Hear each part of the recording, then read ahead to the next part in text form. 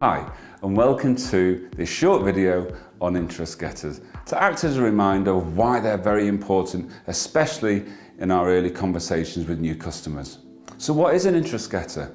Well, fundamentally, it's a way of encouraging the customer to want to have a conversation with you that they can see some sort of benefit. Why do we need them? Well, essentially, we want to have a conversation to be able to understand how we might be able to help the client by investigating their needs. And hopefully we've got the right solution for them that we can align later on.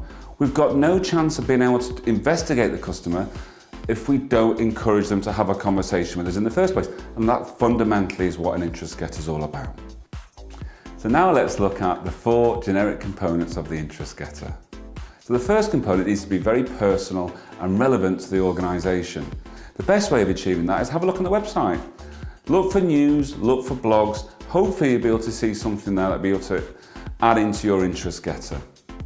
If you can't find anything there, then I suggest that you Google the actual organisation themselves, and quite often I find a list of things that I might be able to add into the interest getter.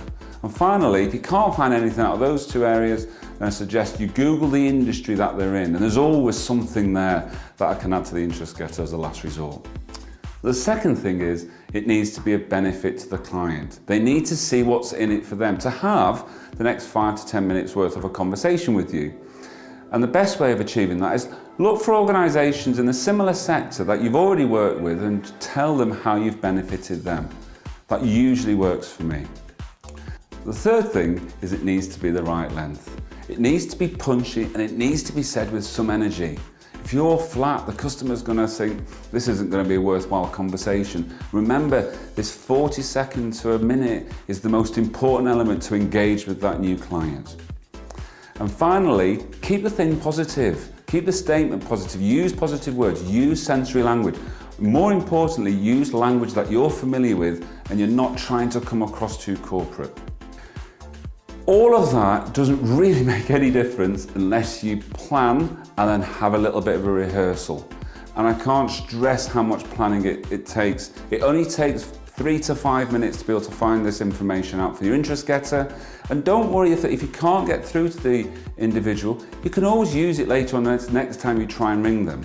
And if you have to leave a message, then I suggest you leave the interest getter and then email the customer with the same interest getter, and quite often, because those 2 things land with the customer at a similar sort of time, then the customer tends to ring you back.